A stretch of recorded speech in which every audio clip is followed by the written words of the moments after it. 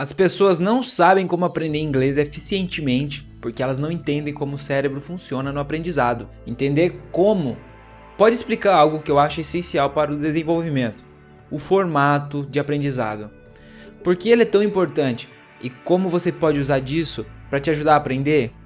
Continua assistindo que eu vou te explicar como o aprendizado funciona segundo a neurociência e se você se identifica com algum dos perfis de aprendizado. Por que aprender inglês demora? Imagina o seguinte: você já deve ter estudado para uma prova de última hora. Durante a prova, você se lembrava de tudo. Eu aposto que agora você nem se lembra da matéria que eu tô falando. Isso é porque esse abarrotado de conteúdo que foi decorado foi muito eficaz no curto prazo. Ele funcionou muito bem, você se lembrava de tudo, mas ao longo do tempo, ele se esvai com facilidade. Isso acontece porque o hipocampo, região do seu cérebro responsável por formar memórias, tem mais facilidade em converter essa memória de curto prazo para o longo prazo se você der tempo para ela pensar. Ou seja, espaçar os estudos em períodos maiores de tempo. O aprendizado do inglês leva tempo porque você necessita que a sua memória de longo prazo seja ativada. E para ativar você tem que dar tempo para a região do seu cérebro chamada hipocampo registrar tudo aquilo que você aprendeu. E olha, não vai te ajudar a aprender inglês saber que a região das memórias do cérebro se chama hipocampo, mas sabendo como o cérebro memoriza os vocabulários pode, de certa forma, te dar um empurrãozinho nos seus estudos e também aliviar um pouco da pressão por não aprender rápido e se abarrotar de conteúdo achando que vai sair da aula sabendo de tudo. Nas minhas aulas, os estímulos que eu dou para os alunos sempre são para ativar os sentidos básicos do ser humano: a visão, a audição e o tato.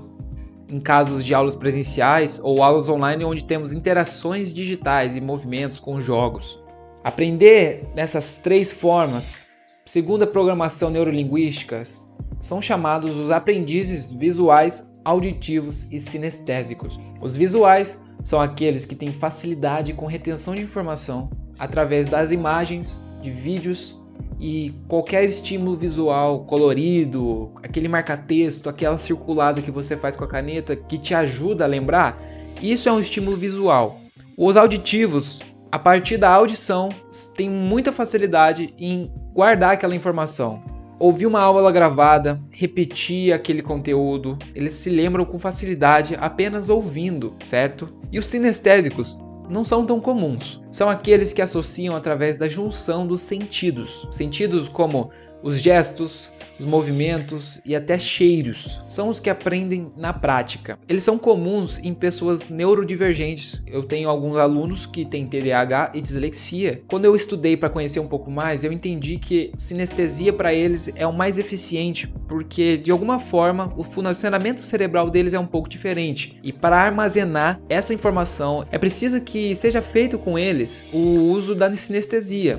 A dislexia, por exemplo, tem uma pequena configuração, vou chamar assim, que a audição e a decodificação das informações, quando são ouvidas, são perdidas, elas são confusas devido a uma configuração do cérebro delas. Então, usada na sinestesia ajuda muito para essas pessoas, tá? E apesar de terem essas especificações, todos nós aprendemos de todas as formas. Isso são somente algumas facilidades individuais que cada um possui. E se você reconhecer a sua, fica mais fácil para aprender do seu jeito, caso você seja um autodidata. O seu professor, se ele usa de métodos desse tipo, pode também identificar isso e te ajudar a aprender da sua forma. E você também vai gostar de saber que, além desses sensos, seu cérebro adora contextos quando falamos de associação da nova palavra. Se você contextualizar uma palavra num contexto do dia a dia, se você estudar coisas que são pessoalmente ou profissionalmente do seu interesse, seu aprendizado vai decolar, porque tudo que está de seu interesse tem de ser um contexto mais fácil para você. Um exemplo onde estudaram os pontos-chave desses contextos foi na Coreia do Sul, na Universidade de Konyang. Os estudos da neurociência do aprendizado identificaram alguns dos elementos-chave para o aprendizado de línguas quando adulto. O primeiro foi o ambiente imersivo.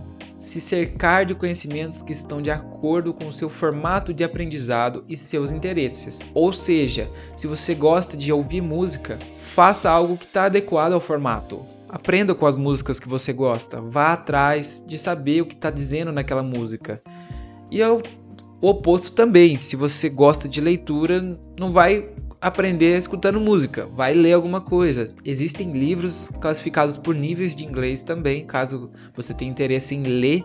Eu vou deixar um link na descrição com uma biblioteca de livros. Se você gosta de leitura e quer aprender inglês lendo, mas acha muito difícil, existem livros que estão classificados por habilidades de leitura no inglês, certo? Por níveis que você mesmo tem de conhecimento. O segundo ponto-chave é a repetição estendida. Dá espaço para o aprendizado e repetir constantemente, nem que sejam 2 minutos por dia. Por que o aprender inglês e por que as aulas de inglês semanais ajudam no desenvolvimento? Pois ela tem um espaço maior de aprendizado. Todo mundo quer aprender rápido, mas esquece do funcionamento do nosso cérebro, da memória de longo prazo.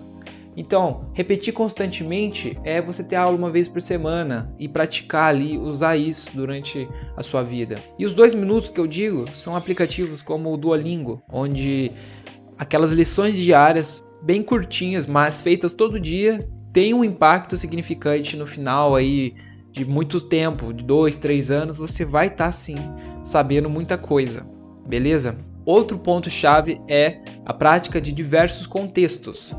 Contextos que te interessam, viagens, negócios, trabalho, séries com sotaques americanos, da Inglaterra e australiano. Tem diferentes contextos culturais, sociais e enfim. Quanto mais associações você faz com a sua língua estrangeira, mais fácil será de resgatar da memória quando precisar.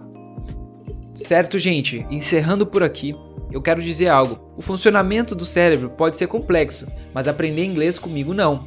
Se você quer aprender do seu jeito e desbloquear sua segunda língua, vou deixar algo para você aqui na descrição. Muito obrigado para você que assistiu até aqui. Nos vemos numa próxima.